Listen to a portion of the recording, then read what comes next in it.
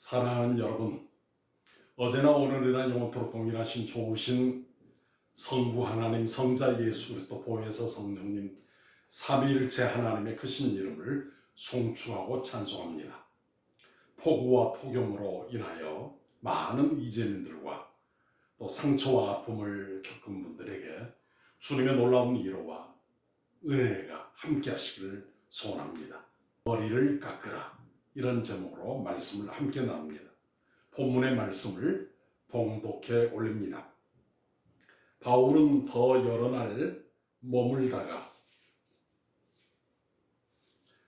형제들과 작별하고 배 타고 수리아로 떠나갈새 브리스길라와 아굴라도 함께하더라. 바울이 일찍이 서원이 있었으므로 겐그레아에서 머리를 깎았더라. 아멘. 사랑하는 여러분, 오늘 우리가 살아가는 세상은 탈종교화 시대입니다.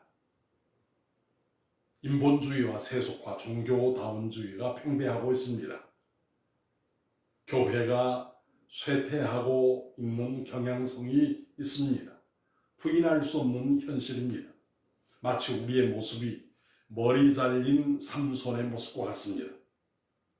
가정과 교회 안에 우리의 삶의 현장 속에 성령님의 살아계신 역사가 있습니까? 성령님의 역동적인 역사하심이 우리 가운데 있습니까? 오늘 성경은 여러분과 저에게 묻고 있습니다. 사도 바울 선생님은 고린도에서 복음을 전하다가 고린도에서 남동쪽으로 약 10km 떨어진 겐그레아 항구로 왔습니다. 사도 바울이 믿음의 동역자들과 작별하고 수리아로 가기 위해서 겐그레아로 오게 됩니다. 이 겐그레아에 바로 브리스길라, 아굴라 부부가 함께 선교 동역자로 동행하게 됩니다. 사도 바울이 서원이 있었으므로 머리를 깎았다라고 말씀하고 있습니다. 사도행전에서 사도 바울이 머리를 깎았다. 대표적인 이곳이 바로 겐그레아입니다. 겐그레아는 항구 도시입니다. 겐그레아는 사랑과 아름다움의 여신인 아프로디테 신전이 있었습니다. 그리고 겐그레아에는 방파제 끝자락에 바다를 지배한다고 믿고 있는 포세이돈의 신상이 있는 도시였습니다. 이러한 겐그레아, 또 그곳에는 해군 기지가 있었습니다. 세계 3대 운하 가운데 하나인 고린도 운하의 건설로 인해서 지금은 겐그레아의 많은 모습들이 수장되어 있습니다. 이 겐그레아에서 사도 바울이 머리를 깎습니다. 나시리는 온전히 하나님께 헌신한다는 표시로, 내가 하나님께 속해 있다는 표시로 머리를 깎지 않습니다. 서원 기간이 끝나고 사도 바울이 머리를 깎았다고 확신됩니다. 그의 서원 내용이 무엇인지 구체적으로 나와 있지 않습니다. 그런데 사도 바울이 지금 수리아로 가고 있습니다. 수리아가 어디입니까? 바로 소아시아입니다. 에베소를 중심으로 한 소아시아에 복음의 불모지, 미전도 종족들이 있는 전도 개척지인 이곳에 복음 전파의 사명을 감당하기 위해서 가기 전에, 바로 배 타기 전에 머리를 깎습니다. 여러분, 2000년 전에 머리를 깎는다는 것은 무엇을 말합니까? 자신의 기득권을, 자신의 명성을, 권위와 명예를 내려놓는 것을 의미합니다. 세상의 모든 것을 배설물로 여겼던 사도 바울입니다. 내가 그리스도를 아는 지식이 가장 고상함을 인함이라고 고백하고 있습니다. 여러분, 로마서 8장 8절에 보게 되면 육신의 생각은 사망이요 영의 생각은 생명과 평안이니라 말씀하고 있습니다. 성령님을 의지하고 성령님 기뻐하시는 생각을 우리 마음속에 품어야 합니다. 우리의 삶의 가치관이 어떠해야 합니까? 하나님을 영화롭게 하고 하나님을 기쁘시게 하는 가치관이 삶의 척도요 준것들이 되어야 합니다. 사도 바울은 새로운 선교 영역인 수리아로 가기 전에 갱그레아 항구에서 머리를 깎았습니다. 사랑하는 여러분, 신앙은 일신우일신해야 합니다. 우리 힘과 의지와 노력과 선행과 윤리와 도덕으로 새로워질 수 없습니다. 날마다 성령님의 능력으로 나는 죽고 주님이 사셔야 합니다. 초심을 잃지 말아야 합니다. 날마다 머리를 깎아야 합니다. 내 심령의 내면을 새롭게 해야 합니다. 나는 죽고 그리스도가 영광 받으시는 거룩한 회복의 역사가 일어나야 합니다.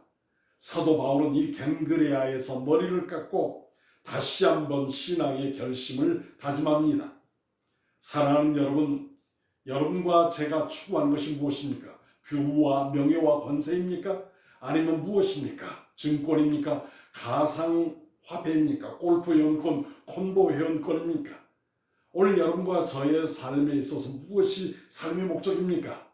이윤 추구와 재화 창출, 자본주의 사회에서 이것이 목적인 분들이 많이 있습니다. 우리 모두가 그런 경향성이 있지요. 우리 인간의 본질이 무엇입니까? 하나님께서 우리 모두를 하나님의 영광을 위하여 창조하셨습니다.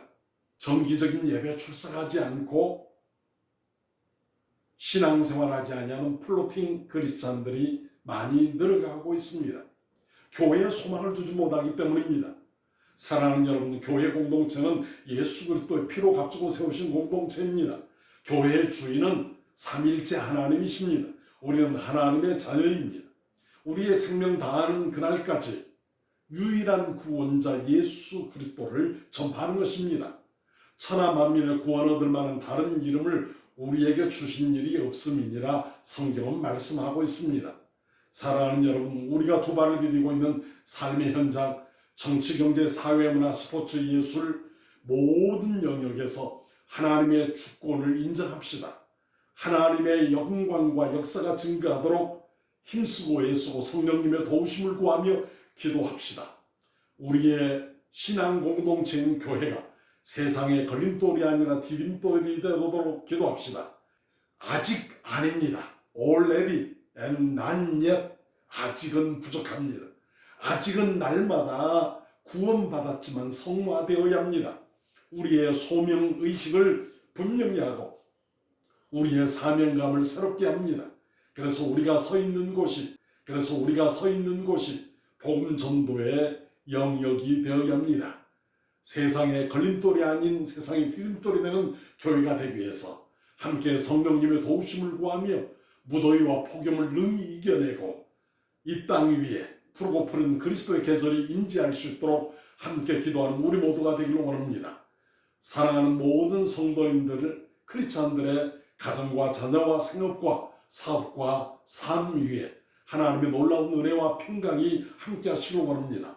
복음을 향한 열정과 초심을 잃지 아니하고 날마다 거룩함의 배가를 향하여 하나님의 선한 도구로 십자가 전병으로 쓰임받는 우리 모두가 될 수 있기를 주님의 이름으로 축원합니다. 아버지 하나님 감사합니다. 예수 그리스도의 십자가의 보혈로 구원해 주심을 감사합니다.